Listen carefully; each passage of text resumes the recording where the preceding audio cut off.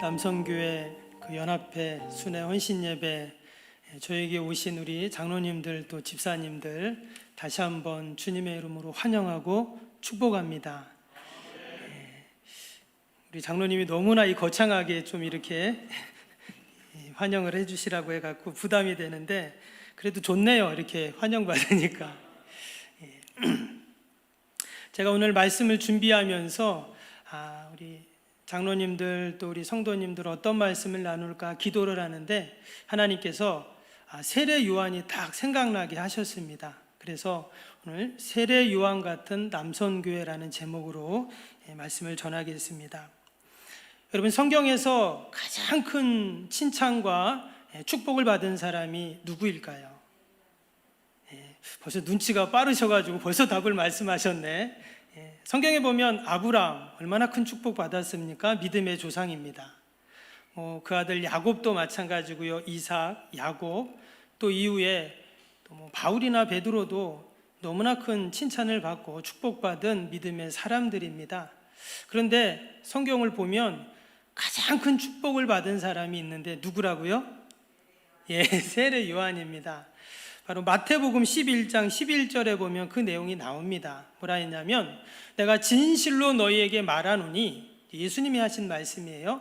여자가 낳은 자 중에 세례 요한보다 큰 이가 일어남이 없도다 했습니다. 여기 보면 여자가 낳은 바보다 큰 이가 없다. 영어 성경을 보면은요, 이 큰 이가 일어남이 없다는 이 말에 뭐라고 했냐면 anyone greater라고 나왔습니다. 여러분, great라는 것은 위대한이라는 뜻인데 거기다가 비교급 이하를 붙여서 가장 위대한 이런 말을 썼어요. 세례 요한이 이러한 엄청난 칭찬과 예수님께 인정을 받았습니다. 바라기는 우리 남성교회 모든 회원분들 또 우리 모든 성도님들 세례 요한 같은 칭찬을 받으시길 축복합니다. 그럼 과연 세례 요한이 왜 이렇게 칭찬을 받았나? 왜 이런 축복을 받게 되었는가? 오늘 말씀을 보니까 이 세례 요한은 참으로 진실하고 겸손했기에 이런 칭찬을 받았습니다. 오늘 읽진 않았지만 마가복음 1장 1절을 보면 이렇게 말씀이 시작이 됩니다. 하나님의 아들 예수 그리스도 복음의 시작이라. 이 마가복음을 시작하면서 하나님의 아들 예수 그리스도의 복음이라고 하면서 시작이 되었습니다. 그러면 왜 예수님이 복음인지 또 복음이 어떻게 시작되는지를 쭉 설명을 해야 되는데 바로 이어서 어떤 말씀이 나오냐면요, 2절 3절에 보니까 선지자 이사야 그래 보라 내가 내 사자를 내 앞에 보내리니 그가 내 길을 준비하리라. 여기에 보면 내 사자를 내 앞에 보내는데 이 사자가 바로 세례 요한을 말해요. 분명히 1절에서는 예수 그리스도의 복음의 시작이다 이렇게 시작해 놓고는 예수님 얘기하는 것도 아니고 복음 얘기하는 것도 아니고 갑자기 세례 요한이 나와요. 이 말은 예수님과 세례 요한과 아주 밀접한 관계가 있다는 것을 알 수가 있어요. 그리고 이 세례 요한을 통해서 왜 예수님이 복음이신지 또 왜 구원자가 되시는지를 알리는 그런 일들을 하게 하십니다.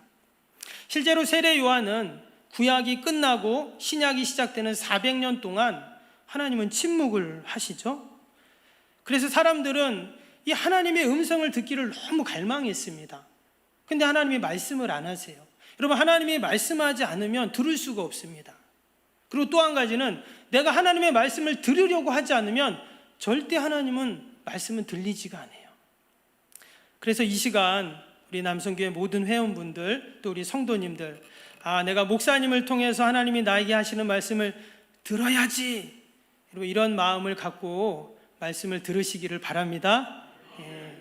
아니면 저도 말씀 전하다가 아까 그런 것처럼 한 분 깨시기 위해서 저도 어떻게 소리를 지를지 몰라요. 세례 요한은요, 성경을 보면 그의 위치는 실로 대단합니다. 오늘 여기 이어지는 말씀에 보니까요, 2절 3절 다시 보면 선지자 이사야 그래 보라 내가 내 사자를 내 앞에 보내리니 그가 내 길을 준비하리라. 광야에 외치는 자의 소리가 있어 이르되 너희는 주의 길을 준비하라. 그의 오실 길을 곧게 하라. 기록된 것과 같이. 여기에 보면 여러분 이사야가 나오는데요. 이사야는 예수님보다 700년 전 사람입니다. 그러니까 700년 전에 이 세례 요한에 대한 탄생을 예고하고 있다는 거예요. 예수님도 탄생이 예고됐죠. 근데 이 세례 요한도 그 태어남이 예언된 사람입니다. 그리고 그를 뭐라고 했어요? 광야에서 외치는 자라고 그렇게 그를 소개하고 있습니다. 5절에 보니까 이런 말씀이 또 나오죠. 온 유다 지방과 예루살렘의 사람이 다 나아가 자기 죄를 잡아가고 요단강에서 그에게 세례 요한에게 세례를 받더라 했습니다. 여기 보니까 유대 지방 예루살렘, 이스라엘의 남쪽에 있는 모든 사람들이 세례 요한에게 가서 세례를 받았다 이렇게 말씀해요. 그래서 당시 세례 요한의 영향력이라는 것은 실로 대단했어요. 당시의 최고의 권력인 헤롯 대왕도 이 세례 요한을 함부로 할 수가 없었습니다. 그리고 밑에 9절에 보면 예수님도 세례 요한에게 가서 세례를 받는 장면이 나옵니다. 여러분 이쯤 되면 세례 요한은 어떤 사람입니까? 700년 전에 탄생이 예고된 사람입니다. 수많은 사람들이 그를 따릅니다. 당시에 최고의 권력자들도 그를 두려워했습니다. 무엇보다 400년 동안 하나님의 말씀을 못 듣던 그들이 세례 요한을 통해서 하나님의 음성을 들어요. 여러분 이 정도 되면 세례 요한이 나를 따르라 그러면 뭐예요?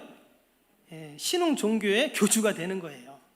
근데 7절에 뭐라고 합니까? 7절 한번 보시면 그가 전파하여 이르되 나보다 능력 많으신 이가 내 뒤에 오시나니 나는 굽혀 그의 신발끈을 풀기도 감당하지 못하겠노라. 이 세례 요한은 그 예수님을 보더니 뭐라고 했냐면 나는 저분의 신발끈도 풀기를 감당하지 못한다 이렇게 고백을 했어요. 여러분 당시에 신발끈을 풀는 사람은 누구냐면 종들이 합니다. 왜냐? 신발을 풀으려면 허리를 굽혀야 되잖아요. 그런데 허리를 굽히는 것은 종들만이 하는 일이에요. 주인은 절대 허리를 굽히지 않습니다. 그런데 지금 세례 요한은 뭐라 그랬어요? 나는 그 예수님 앞에 허리를 굽혀, 그러니까 종이 하는 신발끈을 푸는 것도 나는 감당하지 못할 사람입니다. 이렇게 자신을 낮추고 또 낮추는 겸손의 모습이죠. 사람들은 다 이 세례 요한을 메시아로 그렇게 여길 정도였는데 그는 이처럼 겸손합니다. 오직 복음이신 예수님만을 그는 알리고 있죠. 예수님은 이러한 세례 요한을 보시고 아셨던 거예요. 그의 진심을 아셨던 것이죠. 그래서 그를 향해서 여자가 낳은 자 중에 그보다도 더 위대한 자가 없다 이러한 칭찬을 하셨습니다. 우리 늘 겸손히 교회를 섬기고 또 노예를 섬기고 이처럼 연약한 교회들을 섬기시는 우리 귀한 남성교회 연합회 하나님께서 이러한 칭찬과 축복을 분명히 주실 줄로 믿습니다. 두 번째로 이 세례 요한은요, 그가 이처럼 칭찬받은 이유는 그의 출생의 비밀에 있습니다.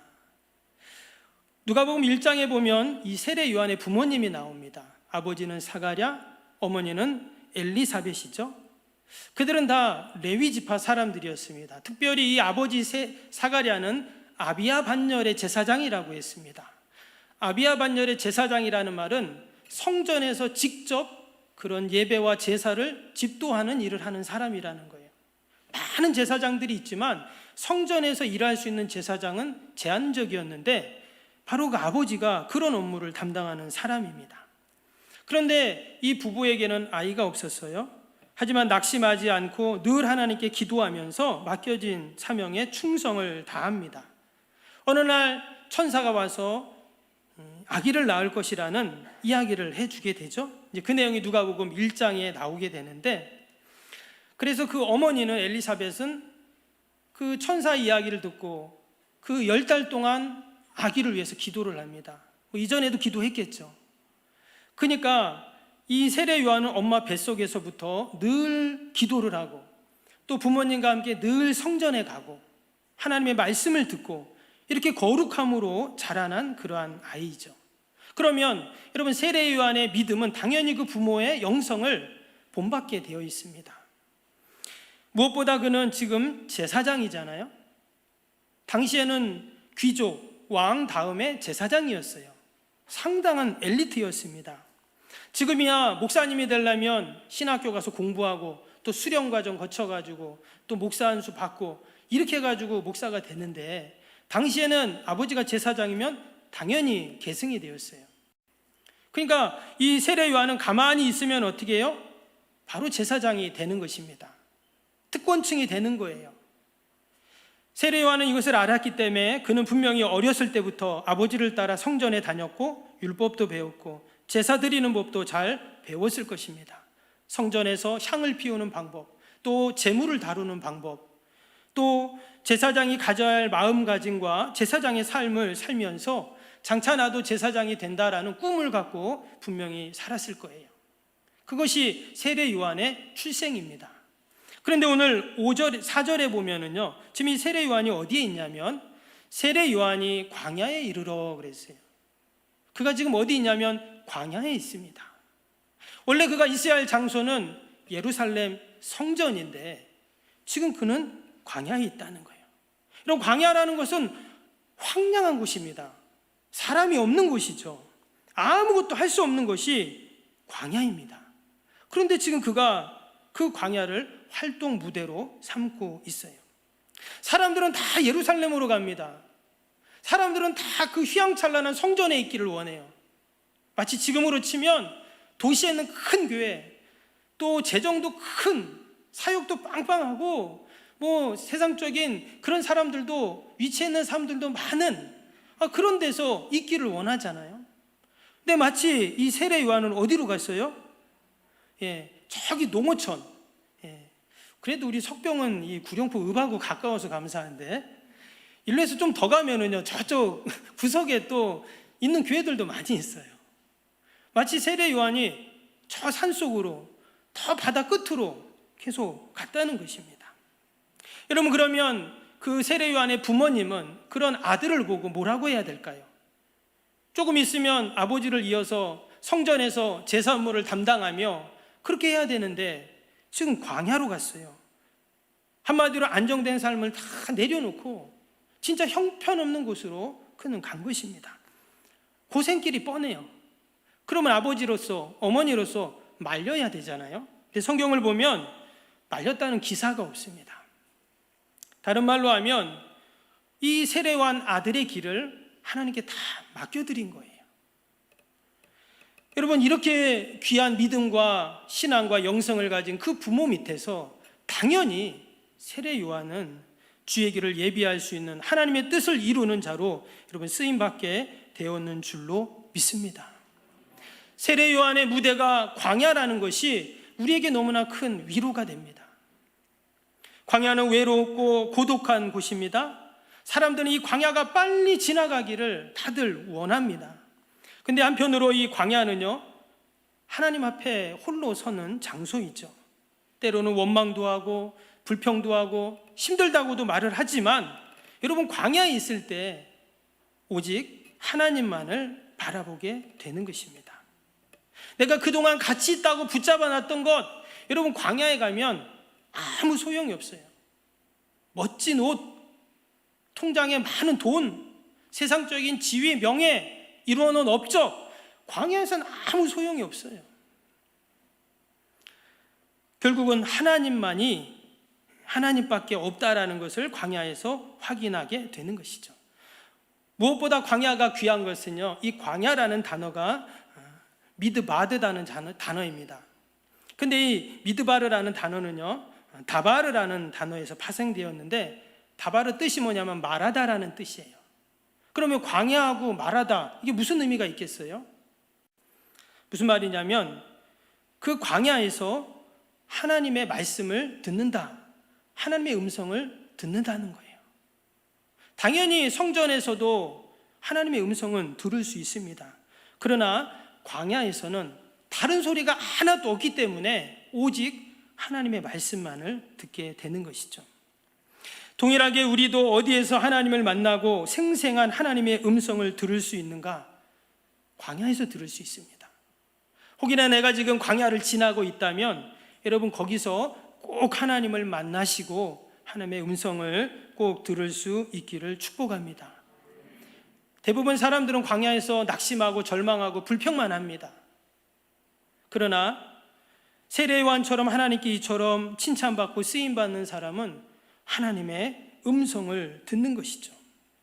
지금 세례 요한이 여러분 광야로 갔는데 다른 사람들도 보세요. 5절에 뭐라고 했어요? 온 유다 지방과 예루살렘 사람들이 광야에 다 몰려갑니다. 이전까지 성전에도 여러분 율법을 잘 가르치는 제사장들이 있어요. 회당에는 랍비들이 있습니다. 그런데 굳이 지금 광야에서 유대 지방과 그 예루살렘에서 광야까지 가려면 하루길입니다. 하루길을 가서 또 다시 올라오면 하루길이 걸리는 거예요. 왜 그 먼 광야까지 가야 하는가? 하나님의 음성을 듣기 위해서예요. 왜? 세례 요한에게 하나님의 말씀이 임했기 때문에 세례 요한을 통해 하나님의 말씀하시니까 그 말씀을 들으려고 가는 거예요. 수많은 사람들이 광야에 갔어요. 요한복음 5장 25절 말씀에 보면 하나님의 아들의 음성을 들을 때가 오나니 곧 이때라 듣는 자는 살아나리라 했습니다.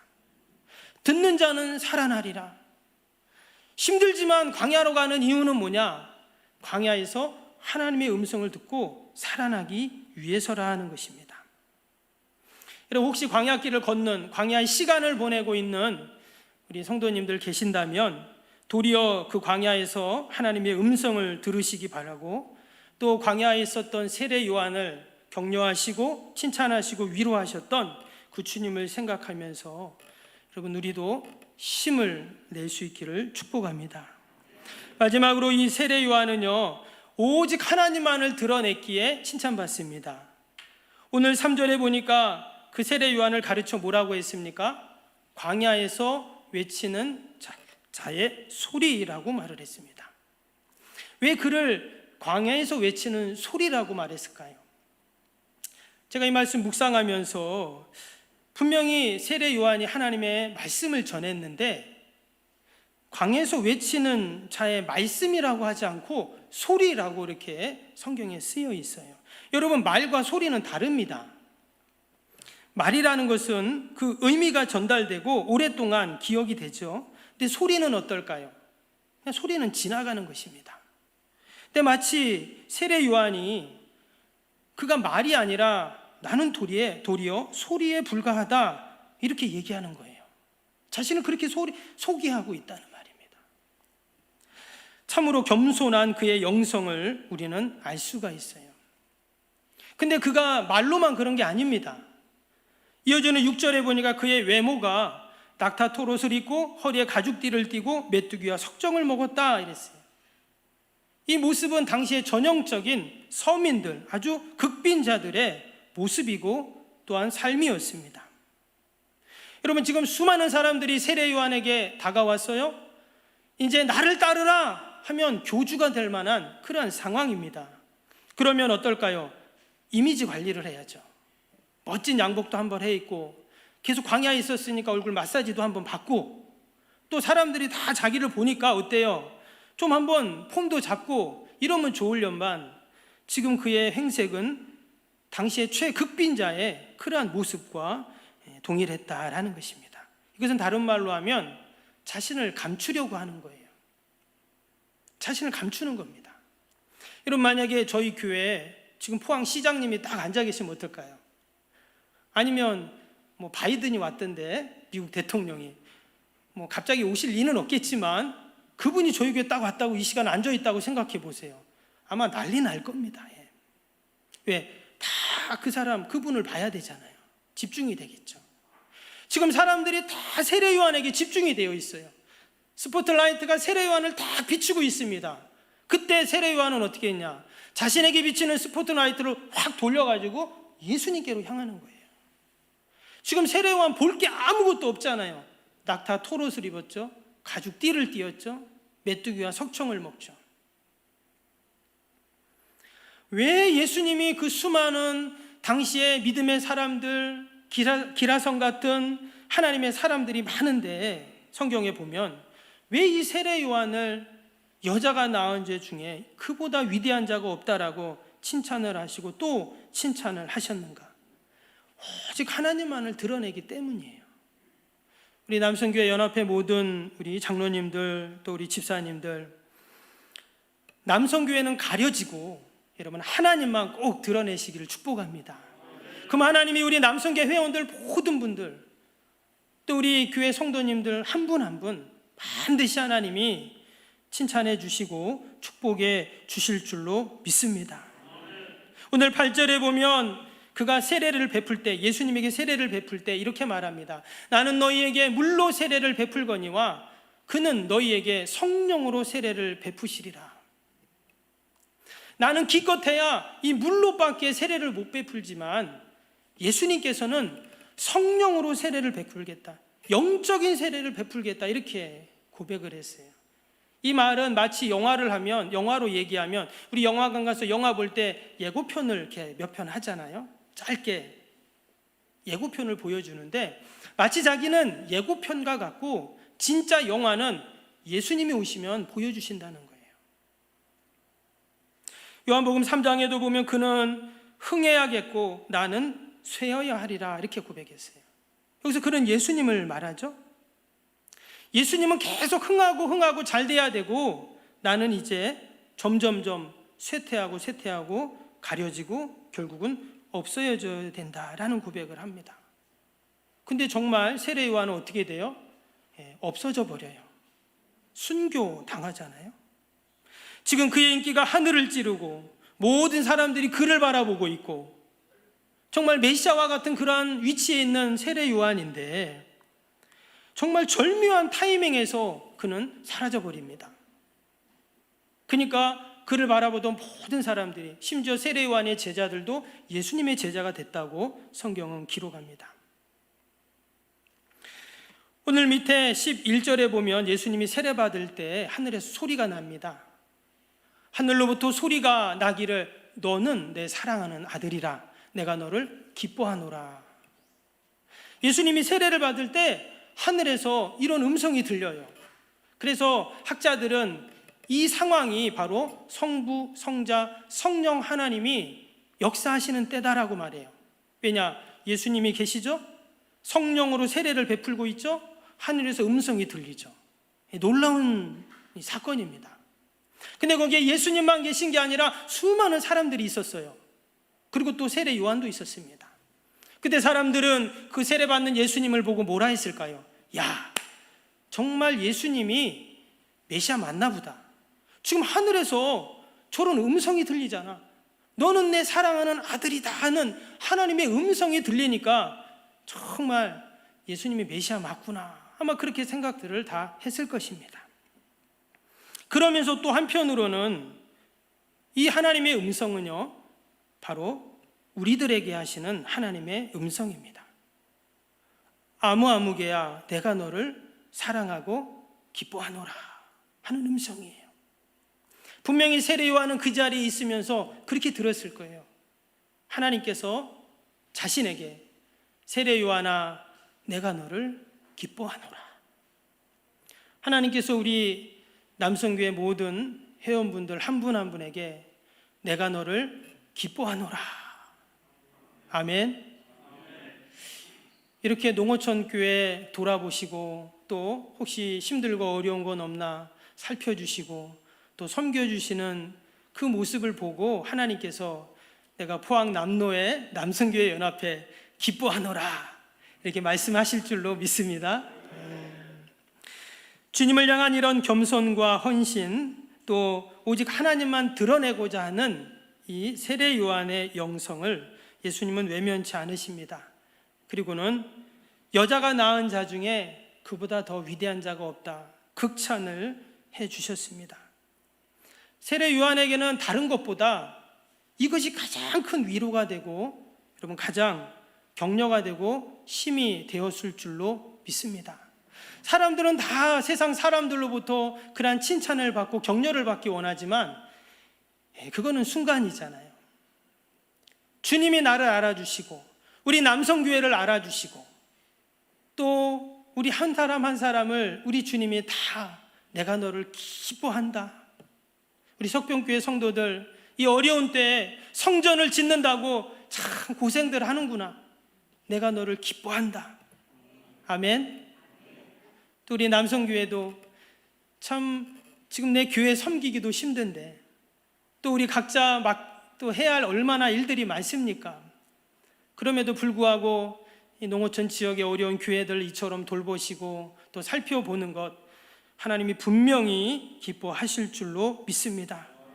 저와 여러분이 다 세례 요한같이 다시금 재림하실 주님의 길을 예비하는, 그리고 오직 하나님께 영광 돌리는 우리 모두가 되시기를 주님의 이름으로 축복합니다.